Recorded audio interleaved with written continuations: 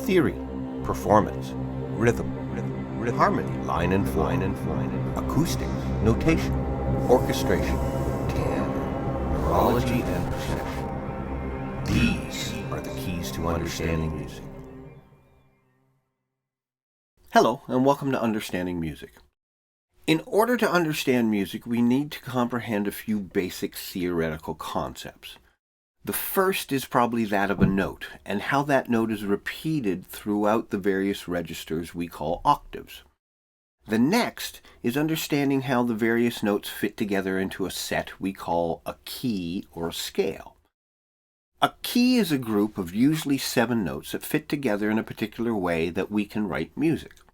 A scale is a particular order that we put those notes into in order to organize, comprehend, and use in a practical manner. In general, the most frequently used scales are what we now call the major scale and the minor scale, and that's what we're going to look at today. There are many different variations and varieties of music, and these styles are put together into groups called schools or genres and subgenres. And they all pretty much use the same notes. The difference in the different styles comes down to exactly how they use the notes. Qui cum patre et filio. Notes, and when they use the notes.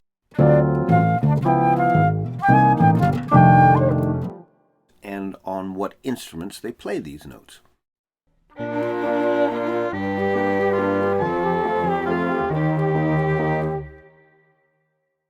But the basic concept of the notes comes from the same place. Western music started with Gregorian chant, which was made up of tetrachords, little 4-note melodies that were stuck together to create larger melodies. When Guido d'Arezzo wrote Micrologus in 1020 to 1024, and Guido noticed that these 4-note groups actually fit into a larger 6-note group he called a hexachord. Over the next century or so, they eventually figured out that that 6-note group was part of a larger 7-note group. And we ended up with 7 notes. Do, re, mi, fa, sol, la, ti. And then usually when you sing that progression, you end with do again, which would be the beginning of the next register or the next octave up. Do, re, mi, fa, sol, la, ti, do, re, mi. For as high as I can sing, and that's about as high as I can sing. And it continues as low as I can sing. Those 7 notes go over and over and over throughout the entire range of human hearing, really, and even beyond. You could write melodies that were lower than we could hear and play them for whales and elephants, and they would hear it. Or you could write tunes that were higher than we could hear, but then crickets would. Different animals perceive different areas of the sonic spectrum.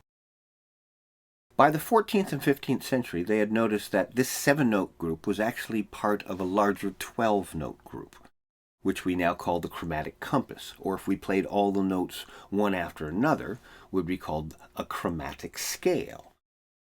This is a melodica, which is a wind instrument, and it has a very important shape in music. The shape of the piano keyboard has a very distinctive grouping of 3 black notes and 2 black notes and 3 black notes, and that pattern repeats 3 and then 2 and then 3 and then 2, and in between there is a space.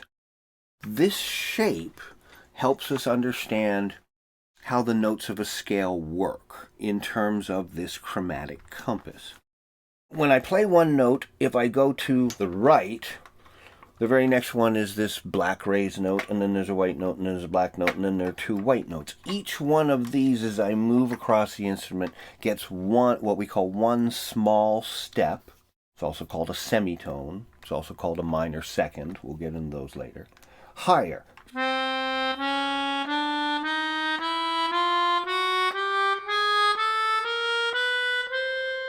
And if I go through 12, the 13th one is 1 octave higher than the first one.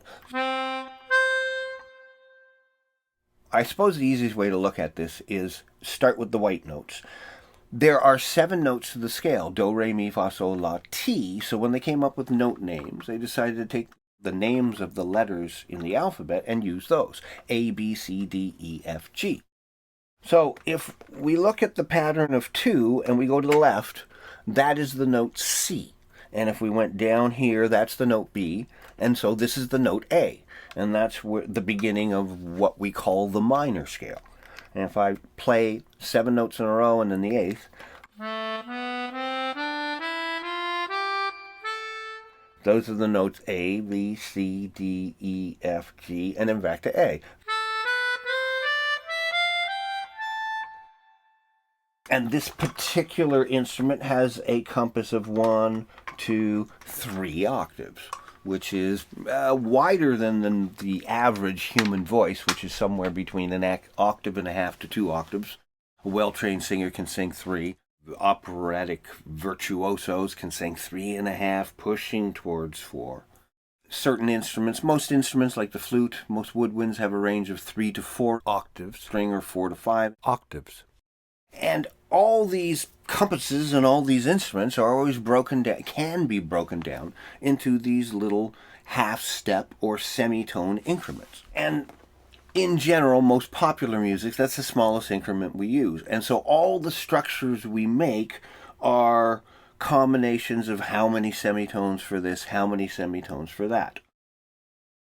The major scale, which is what most music is written in or related to these days, is a progression of notes that starts on the piano keyboard. We start on the note C. So that's to the left of the grouping of 2 black notes. This is the note C, and so the progression would be C, D, E, F, bad fingering, C, D, E, F, G, A, B, C.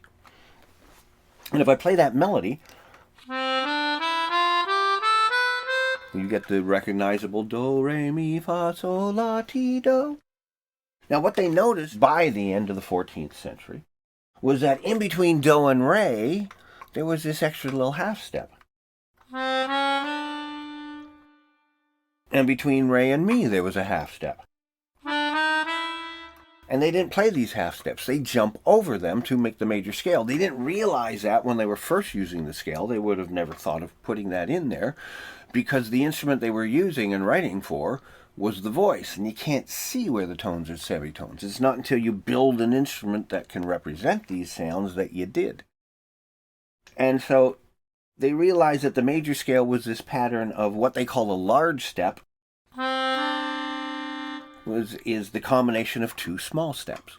And so a major scale starts on a certain note and goes up a large step, and then another large step, and then a small step.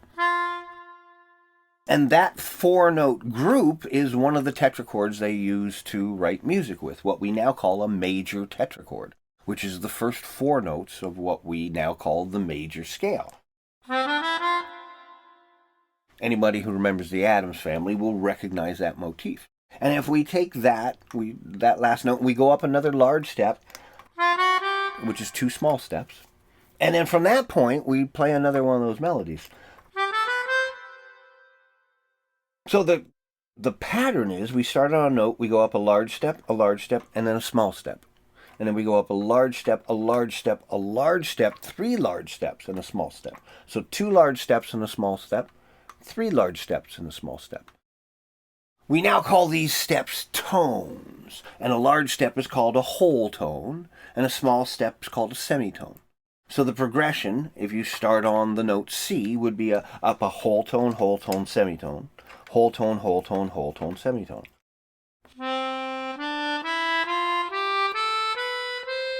Another way to phrase that is in semitones. Up 2, up 2, up 1. Up 2, up 2, up 2, up 1. And why that is important is that at first they only knew the notes of C major. And then eventually, as composers got more complicated and started experimenting, they started using these other notes more and more and more until eventually they had to figure out the whole concept and design this shape so that they could play all the 12 notes. Now what we can do is we can start on one of the other notes and call it do. And as long as I go up the pattern of 2, 2, 1, 2, 2, 2, and 1, I can still play that melody, and I will have what's known as a major scale, and I have the notes in a key, and I can play music in that key. In general, most music uses chords, and specifically triads, 3-note groups, that are built out of every other note of the scale. So I play Do, and I skip Re, and I play Mi, and I skip Fa, and I play So. And you can do that with all the notes, and you end up with the various chords that we use to write music with.